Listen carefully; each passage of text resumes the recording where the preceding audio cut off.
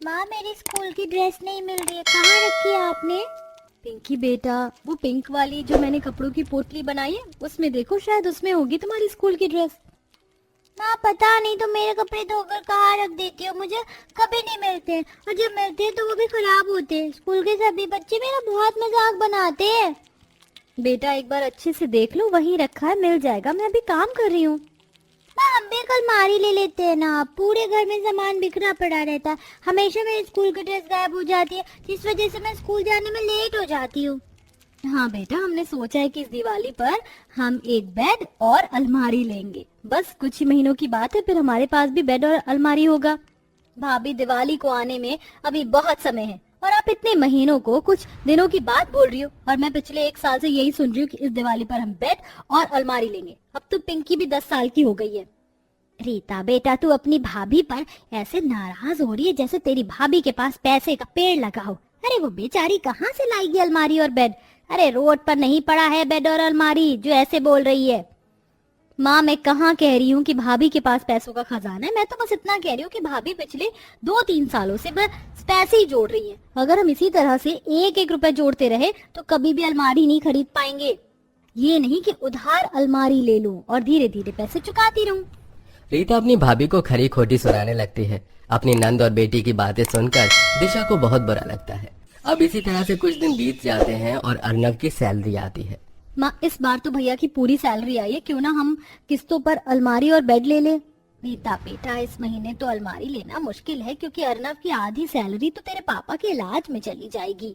हाँ रीता, और बची हुई सैलरी से मुझे घर भी चलाना है, पिंकी के स्कूल की फीस भी जमा करनी है, ऊपर से पिंकी के स्कूल की ड्रेस भी चेंज हो रही है, उसके लिए नई ड्रेस लेना भी बहुत जरूरी है। आप लोग चाहते ही नहीं है कि घर में बेड या अलमारी आए। रीता अपने घर वालों से नाराज हो जाती है और चटाई बिछाकर सो जाती है। अब इसी तरह से कुछ दिन बीत जाते हैं और उनके सामने वाले घर में नया बेड और अलमारी आता है, जिसे देख एक बार फिर पिंकी रोती हुई शक्ल लेकर घर में आती है और अपने घर वालों से कहती है, हाँ सुरभि के घर में फिर से नया बेड और अलमारी आया है, और एक हमारे घर में आज तक ना तो बेड आया और ना ही अलमारी। हम हमेशा जमीन पर चटाई बिछा कर सोते हैं, यहाँ तक कि हमारे घर में सामान रखने की भी जगह नहीं है। और माँ आपने इतनी सारी पोटली बना दी है कि कई बार तो कपड़े मिलते भी नहीं है। पिंकी, यहाँ किसी से कुछ मत बोल, यहाँ कुछ भी बोलेगी तो सब अपना रोना सुनाने लगेंगे। मैंने इतना अच्छा आइडिया दिया है, वो तो इन्हें पसंद नहीं आ रहा, तुम्हारी बात क्या ही सुनेंगे।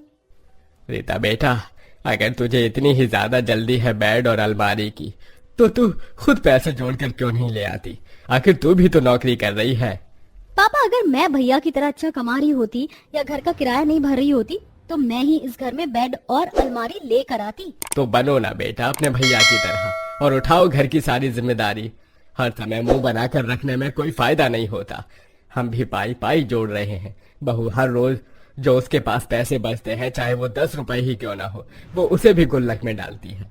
कई बार तो बहू और अर्नब अपनी छोटी छोटी खुशियों को मार देते हैं ताकि इस घर में एक बेड और अलमारी ला सके और तुम्हारी जरूरत को पूरा कर सके, क्योंकि इस घर में बेड और अलमारी की सबसे ज्यादा जरूरत तुम्हें और पिंकी को है।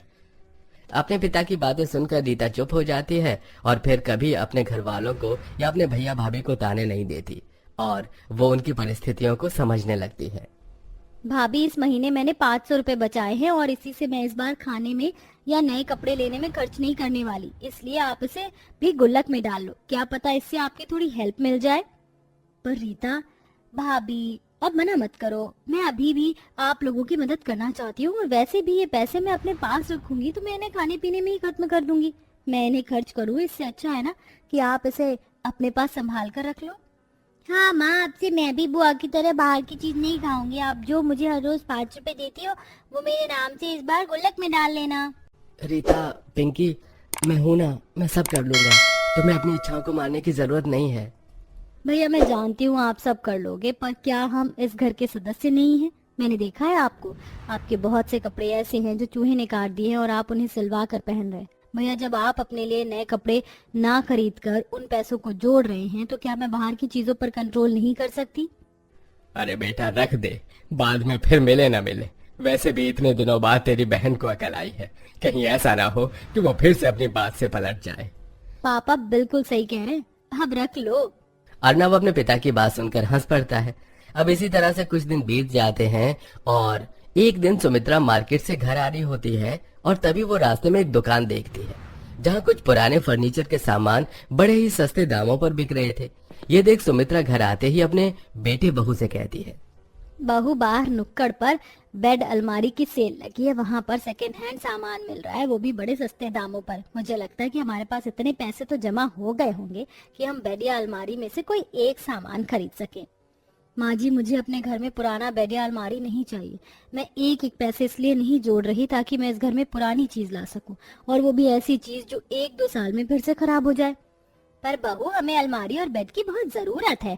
आखिर हम सब कब तक धरती में इसी तरह से चटाई बिछाकर सोते रहेंगे? और देख, घर में कितनी सारी पोटलियां बंधी हैं। घर में अब चूहे भी इतने ज्यादा हो गए कि वो सारे कपड़े काट रहे हैं। इतना नुकसान झेलने से तो अच्छा है ना पुराना ही सही, पर घर में अब हम भी एक अलमारी या बेड ला सकें। माँ, आप बात को समझ क्यों नहीं रही हैं? अगर हम पुरानी चीज घर में लाएंगे तो कुछ ही दिन में वो खराब हो जाएगी और फिर हमारे पास इतने पैसे नहीं रहेंगे कि हम कोई दूसरा सामान खरीद सकें। इसलिए थोड़ा सब्र करो ताकि हम नई अलमारी और बेड ला सके।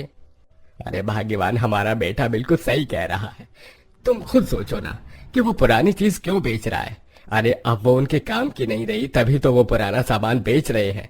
जब वो पुराना सामान उनके काम नहीं आ रहा तो वो हमारे क्या ही काम आएगा। माँ जी, पापा जी और अर्नब जी बिल्कुल सही कह रहे हैं, इसलिए अब आप ये जिद छोड़ दो। अलमारी और बेड तो हमें लेना ही है और वो हम जल्द ही ले लेंगे। पर बहू, सारे कपड़े और पिंकी की कॉपी किताब सब चूहे कुतरे जा रहे हैं। बेचारी पिंकी को हमेशा इस वजह से डांट खानी पड़ती है।